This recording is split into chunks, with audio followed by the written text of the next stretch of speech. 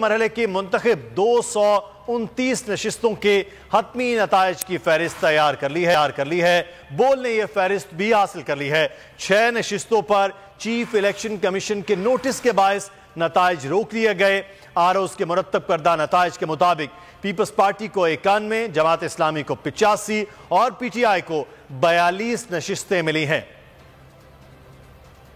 खबर आपको दे रहे हैं कराची में बल्दियाती इलेक्शन और अब मुंतखब 229 नशिस्तों के हतमी नताइज की फहरिस्त इलेक्शन कमीशन ने तैयार कर ली है और ये नशिस्त तमाम की तमाम नशिस्तों की फहरिस्त बोल न्यूज ने हासिल कर ली है।